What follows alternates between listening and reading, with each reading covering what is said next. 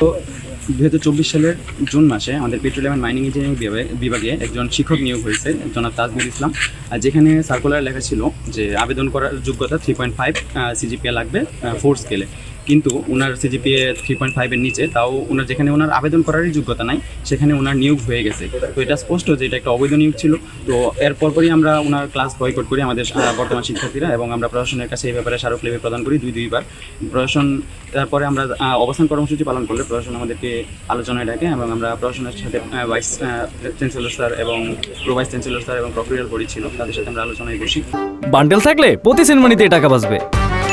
বিকাশ send money bundle কিনে জিতুন প্রতি লেনদেনে। সিন্ডিকেট মিটিংয়ে সিদ্ধান্ত নেওয়া হয় যে জনাব তাজমীরুল ইসলামকে টার্মিনেট করা হবে, তার বেতন বন্ধ করা হবে, এবং তাকে হলো এই তদন্ত কমিটি রিপোর্ট অনুযায়ী যেহেতু তাকে অপরাধী বা দোষী সাব্যস্ত পাওয়া গেছে, তার বিরুদ্ধে অ্যাকশন নেওয়া হবে, এবং তার নিয়োগে জড়িত যারা আছে তাদের বিরুদ্ধেও অ্যাকশন নেওয়া হবে।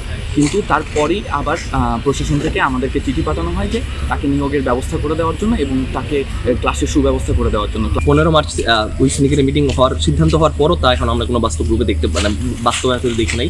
এটাই আমাদের দাবি দেবো। আমরা কোনো অযোগ্য শিক্ষকের ক্লাস করতে চাই না, আমরা অযোগ্য শিক্ষকের ক্লাস করতে চাই না, এবং এর যদি বহাল থাকে আমরা আজকে আমাদের ডিপার্টমেন্টের সব ক্লাস, আমরা সাধারণ শিক্ষার্থীরা সবাই মিলে ডিসাইড নিয়েছি যে আমরা আমাদের সব ক্লাস, আমাদের যা পরীক্ষা আমরা সব বয়কট করব।